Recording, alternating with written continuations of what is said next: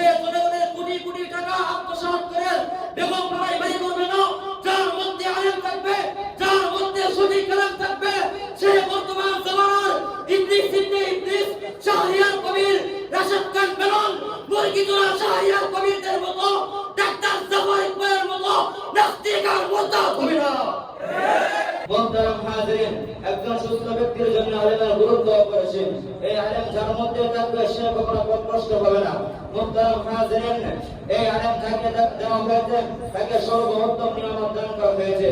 এই জন্যই তো মহান রব্বুল আলামিন পবিত্র কালামুল্লাহ শরীফে ইরশাদ করেন, ওয়া মান ইউতাল হিকমাতা ফাকাদ উতিয়া খায়রান কাসীরা ওয়া মা ইয়াযাক্কারু ইল্লা উলুল আলবাব। যাকে আলেম দান করা হয় তার বিপুল কল্যাণ লাভ করে।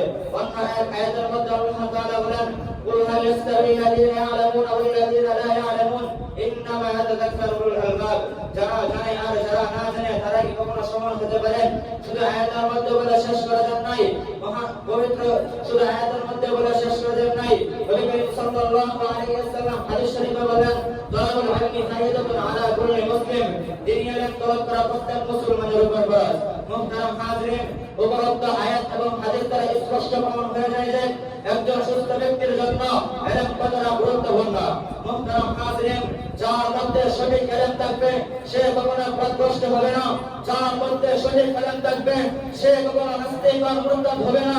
যার মধ্যে সঠিক ইলম থাকবে সে যখন একটি এলাকার চেয়ারম্যান এবং মেম্বার হবে সে কখনো জনগণের টাকা আত্মসাৎ করে হবে না। যার মধ্যে সঠিক ইলম থাকবে সে রাতের অন্ধকারে ভূত চুরি করবে না। যার মধ্যে সঠিক ইলম থাকবে সে জনগণের হাজার হাজার লক্ষ, যার মধ্যে সঠিক ইলম থাকবে সে জনগণের কোটি কোটি টাকা আত্মসাৎ করে বেগম পাড়ায় বাড়ি করবে না।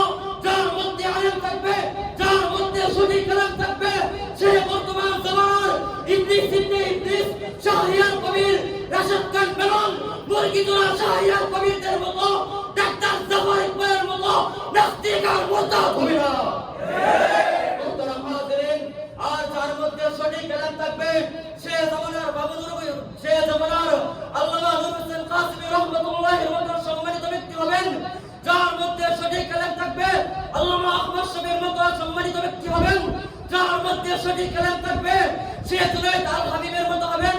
যার মধ্যে সঠিক ইলম থাকবে সে মুফতি কামাল উদ্দিনের মতো সম্মানিত ব্যক্তি হবেন।